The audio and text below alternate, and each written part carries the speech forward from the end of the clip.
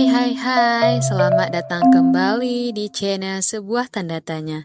Hari ini kita akan membahas tentang kabar yang baru-baru ini memanas, yaitu kabarnya DPR itu akan naik gaji lagi. Apakah itu benar? Yuk kita bahas. Kabar ini bisa memanas karena jomplang banget sama keadaan rakyat sekarang. Yang kita tahu sendiri bahwa banyak rakyat di luar sana itu masih susah banget. Bahkan buat sekedar mencukupi kebutuhan pokok. Jadi wajar aja kalau isi ini bikin netizen langsung ngamuk. Karena kerasa banget ya kontrasnya. Semua ini mulai rame setelah ada wacana soal penyesuaian tunjangan dan fasilitas anggota DPR. Bahasa halusnya sih disebut penyesuaian beban kerja. Tapi kalau kita dengar dari kacamata rakyat biasa, kesannya kayak alasan biar dapat duit aja yang lebih gede lagi. Biar jelas nih ya, kita ngomong angka ya. Gaji pokok anggota DPR itu sebenarnya sekitar 4 jutaan aja.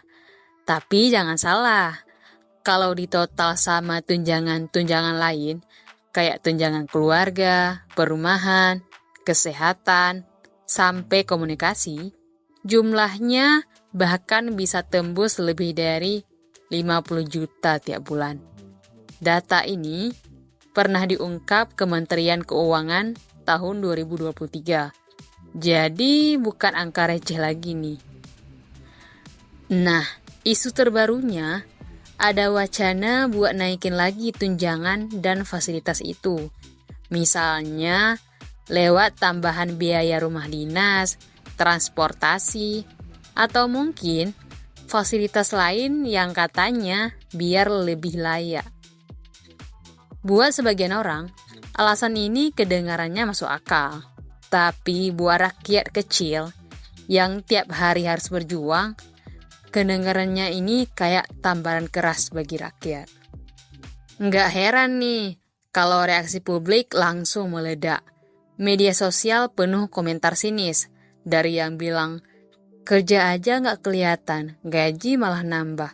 Sampai yang nyeletuk, rakyat makin susah, wakilnya makin sejahtera. Survei dari Indikator Politik Indonesia juga menunjukkan tingkat kepercayaan publik ke DPR itu masih sangat rendah dan sering di bawah 50%. Jadi wajar aja kalau isu ini makin menyulut emosi rakyat. Tapi jangan salah, ada juga loh yang pasang badan buat ngebela. Mereka bilang, kerja DPR itu berat, penuh tekanan, bahkan gak jarang ada ancaman. Jadi wajar kalau mereka butuh kompensasi lebih supaya bisa kerja dengan tenang dan gak kepikiran cari duit tambahan. Bahkan, menurut teori ekonomi oleh Becker tahun 1968, menyebutkan bahwa gaji yang layak bisa menekan potensi korupsi di sektor politik. Tapi itu teori ya. Kalau kenyataannya sih nggak tahu. Tapi di sisi lain, banyak banget yang nggak setuju. Argumennya simpel sih. DPR itu kan dipilih rakyat dan buat ngurus kepentingan rakyat. Jadi kalau sekarang rakyat lagi susah, logikanya nih, wakil rakyat juga ikut prihatin. Bukannya malah mikirin kenaikan gaji. Apalagi kinerja DPR itu sering dikritik.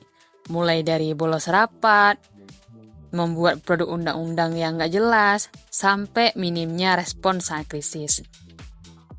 Kalau kita bandingin sama rakyat biasa, jurangnya nih sekarang benar-benar jauh. Bayangin aja, data BPS 2024 nunjukin itu rata-rata upah buruh di Indonesia masih sekitar 3,2 juta rupiah. Sementara anggota DPR bisa bawa pulang lebih dari 15 kali lipat. Wow, kesenjangan ini yang bikin masyarakat ngerasa kenaikan gaji DPR itu nggak ada keadilan sosialnya. Pertanyaannya nih sekarang kan, apakah wajar gaji DPR dinaikkan di situasi kayak gini? Atau seharusnya ditunda aja sampai kondisi ekonomi rakyat benar-benar pulih? Dan ini bisa jadi dilema besar. Dari satu sisi, DPR memang membutuhkan fasilitas yang baik untuk kerja lebih maksimal. Tapi di sisi lain, rakyat juga butuh bukti nyata kalau wakilnya itu benar-benar peduli, bukan cuma mikirin dompet sendiri. Akhirnya, balik lagi nih ke kita sebagai rakyat. Apakah kita rela kalau gaji DPR itu dinaikkan? Atau kita harus kritis dan terus bersuara supaya kebijakan ini nggak semena-mena? Terima kasih telah menonton video ini. Jika kita ingin berdiskusi lebih lanjut, jangan lupa tinggalkan komen di kolom komentar ya. Dan jangan lupa like, subscribe, dan share. Bye-bye.